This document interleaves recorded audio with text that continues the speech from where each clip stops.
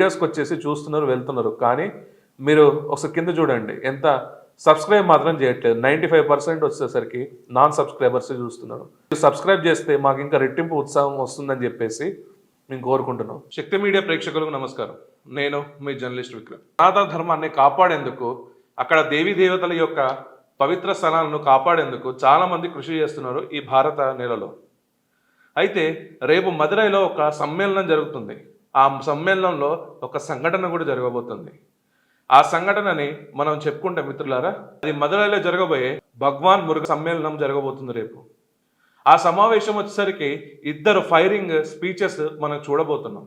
ఎవరైతే సనాతన ధర్మాన్ని వాళ్ళు హేళన చేసి మాట్లాడతారో వాళ్ళని ఏ స్టైల్లో జవాబు ఇయ్యాలో ఆ ఇద్దరు నాయకులకి తెలిసినంతగా ఎవరికి తెలియలేదనేసి మనం చెప్పుకోవచ్చు. వారు ఓట్ బ్యాంక్ పాలిటిక్స్ చూసుకోరు, కానీ అక్కడ సనాతన ధర్మాన్ని కాపాడేందుకు వాళ్ళ ముందు వరుసలో అక్కడ ఉంటారనేసి మనం చెప్పుకోవచ్చు. మరి ఎవరంటే మిత్రులారా, ఒకరోజుసరికి AP deputy CM Pawan Kalyan గారు అయితే, ఇంకో వాళ్ళు ఉత్తరప్రదేశ్ సీఎం యోగి ఆదిత్యనాథ్ గారు. వీళ్ళిద్దరి గురించి నేను చెప్పాల్సిన అవసరం లేదు మిత్రులారా.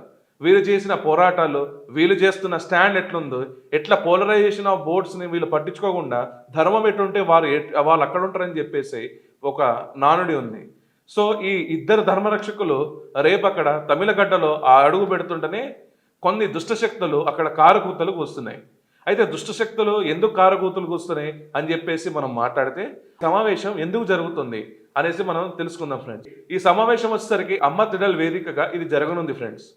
ఈ సమావేశానికి వచ్చేసరికి 5 లక్షల మంది భక్తులు అక్కడ రానున్నారు. ఈ 5 లక్షల మంది ఎందుకు వస్తున్నారంటే ఫ్రెండ్స్, అక్కడ ఏదైతే 6 పవిత్ర స్థలాలు ఎక్కడైతే అక్కడ మురుగన్ భగవంతుడిది ఉన్నాయో పవిత్ర స్థలాలను వీళ్ళు కాపాడేందుకు అక్కడ వస్తున్నారు.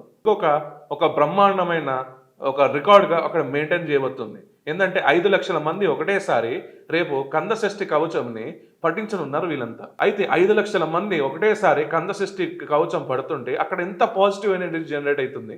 ఆ పాజిటివ్ ఎనర్జీని తట్టుకోలేక కొంతమంది దుష్టశక్తులు మాట్లాడుతున్నారు. ఇది వన్ ఆఫ్ ది రీజన్. అయితే ఇంకొకటి, అక్కడ తమిళనాడు గవర్నమెంట్ ఏదైతే డిఎంకే ఉందో అది వచ్చేసరికి ఏం చేస్తుందంటే మిత్రులారా, అది తిరుపకుండ్రం అనే ఒక పవిత్ర స్థలాన్ని దాని పేరు మార్చాలనేసి వీళ్ళు అనుకుంటున్నారు, ఏదైతే అక్కడ డిఎంకే గవర్నమెంట్ ఉందో. అయితే ఆ డిఎంకే గవర్నమెంట్కి అగెనెస్ట్గా ఇప్పుడు ఈ సమావేశం అనేది ఒక హెచ్చరికగా మారనుందని చెప్పేసి మనం అనుకోవచ్చు. అయితే ఇంతసేపు దుష్టశక్తి అంటున్నాం, ఎవరా దుష్టశక్తి అనేసి ఇప్పుడు మనం చూస్తే ఫ్రెండ్స్, తమిళనాడు మంత్రి పీకే శేఖర్ బాబు అనేది ఒక పర్సన్ ఉన్నారు. ఈ శేఖర్ బాబుకి నిజంగా నేను అనుకుంటున్నా ఒక ఫాగల్ ముచ్చట మాట్లాడింది నిన్న. ఏంటంటే, ఆంధ్ర పవన్ కళ్యాణ్ తమిళనాడులో ఎందుకు వస్తాడు, ఇక్కడ తమిళనాడుకి వచ్చే రైట్ ఉందా అంటే, నీ తమిళనాడేమన్నా భారతదేశంలో భూభాగం లేదా, అసలు నువ్వు భారతీయుడివేనా, అసలు నీ తమిళనాడు అనేది నీదేమన్నా సపరేట్ కంట్రీనా అది, లేకపోతే నీ తమిళనాడుకి వచ్చేసరికి ఒక వీసా పెట్టుకొని రావాలా. నీలాగనే ఒకడు ఊరేగిండి అక్కడ. ప్రజెంట్ సీఎం ఎవరైతే ఉన్నారో ఆ సీఎం చంద్రబాబు నాయుడు గారిని అక్రమ కేసులు అరెస్ట్ చేసి రాజమండ్రి జైల్లో పెట్టినప్పుడు ఇదే పవన్ కళ్యాణ్ని ఒక్క నైట్ అలా జరగకపోయి ఉంటే బాగుండేది అని ఇప్పుడు కూడా వెన్నులో వణుకు తెచ్చేలాగా పవన్ కళ్యాణ్ చేసిండు. నువ్వు ఆంధ్ర అంటున్నావు కదా, ఆంధ్ర పాలిటిక్స్లో మీ ఫ్రెండ్ ఉన్న జగన్ ఏం చేసిండో పవన్ కళ్యాణ్ని ఒక్కసారి ఆలోచించు. నువ్వు ఒకసారి పవన్ కళ్యాణ్ని ఒక్కరోజు ఆపినందుకు ఏం జరిగింది, అక్కడ నష్టం, అక్కడ రాష్ట్ర భవిష్యత్తును ఎలా మారింది, అక్కడ రాజకీయ ముఖ చిత్రం ఎట్లా మారిపోయిందో ఒకసారి నువ్వు ఫ్లాష్ బ్యాక్ వెళ్తే నీకు తెలుస్తుంది. పవన్ కళ్యాణ్ని అడ్డుకుంటా అని చెప్పేసి మాట్లాడితే నీ డిఎంకేకి మాత్రం ఆ జగన్కి వచ్చేసరికి 11 సీట్లు వచ్చింది. ఆ 11 సీట్లు కూడా మీకు రావు. మీకు మీ డిఎంకే ఏదైతే ఉందో ఈ 3 పడదాలకే మీకు 3 సీట్లు మాత్రమే అక్కడికి వస్తాయి. ఇక్కడ పవన్ కళ్యాణ్ గెలుపుతాయి.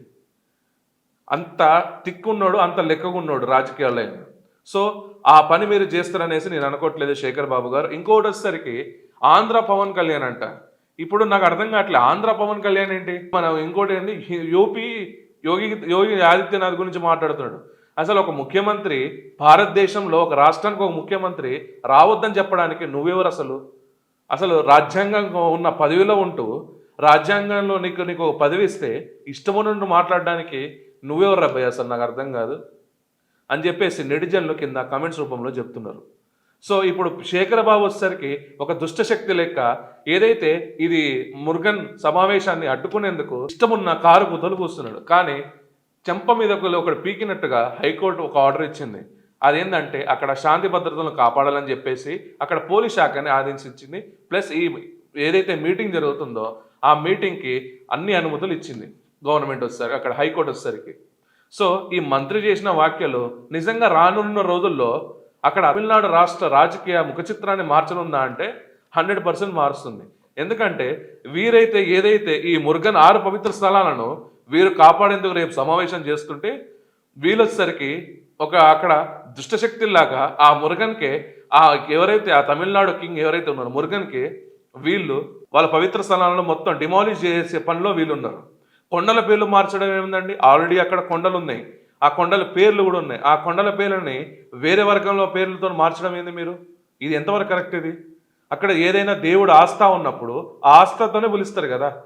నీకు ఓట్ పోలరైజేషన్ కోసం నువ్వెందుకు మాట్లాడుతున్నావు దీని గురించి? పవన్ కళ్యాణ్ రావద్దా? యోగి రావద్దా? వాళ్ళు భారతదేశంలో ఒక డిప్యూటీ సీఎం అయిన ఒక రాష్ట్రానికి ఈయన వచ్చేసరికి ఒక సీఎం ఆఫ్ ఒక స్టేట్ భారతదేశంలో వాళ్ళు ఎక్కడైనా రావచ్చు, ఏమైనా మాట్లాడవచ్చు. కానీ నువ్వు మాట్లాడింది ఏదైతే ఉందో అది నిజంగా నీకు ఇల్లిటరేట్కి ఒక ఇన్మెచ్యూరిటీ మైండ్కి ఒక నిదర్శనం అనేసి ఈ పీకే శేఖర్ బాబుకి మనం చెప్పొచ్చు.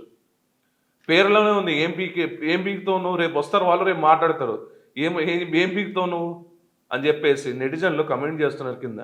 సో నిజంగా నీ రేపు పవన్ కళ్యాణ్ అక్కడికి వస్తే పవన్ కళ్యాణ్తోని అక్కడ డిఎంకే ప్రభుత్వం ఎందుకు భయపడుతుంది? అసలు డిఎంకే ప్రభుత్వం వచ్చేసరికి ఎందుకు పవన్ కళ్యాణ్ అపోజ్ చేయడానికి ఇంతలా అక్కడ పీకే శేఖర్ బాబు అనే ఒక వ్యక్తితో మాట్లాడిస్తుంది? అసలు డిఎంకే వచ్చేసరికి ఆంధ్ర పాలిటిక్స్కి మినిమం కామన్ సెన్స్ ఉంటే పవన్ కళ్యాణ్ ఎందుకు గెలుపుతున్నారు అనేది మీరు కామెంట్స్ రూపంలో చెప్పగలరు. అండ్ ఒక డిప్యూటీ సీఎం ఒక స్టేట్కి సీఎం వేరే రాష్ట్రాలకు వెళ్ళేసి ప్రసంగించొద్దా అనేది కూడా మీరు కామెంట్స్ రూపంలో చెప్పగలరు. రేపు ఈ సమావేశాన్ని పెద్ద ఎత్తున ఎవరైతే నా తమిళ సోదరులు అక్కడ అందుబాటులో ఉంటే అక్కడికి వెళ్ళేసి వారు ఆ సమావేశాన్ని విజయవంతం చేయాల్సిందిగా కోరుకుంటున్నాను. మన భారతీయులం అని చెప్పేసి ఒక ఐక్యతగా మనం బతుకుతాం. సో ఈ వీడియో కానీ మీకు నచ్చినట్టయితే friends like, share and comment చేయాల్సిందిగా కోరుకుంటున్నాను. అండ్ ఈ వీడియో అండ్ సబ్స్క్రైబ్ చేసి మమ్మల్ని ఇంకా ఎంకరేజ్ చేయాల్సిందిగా కోరుకుంటున్నాను. జై హింద్, జై భారత్.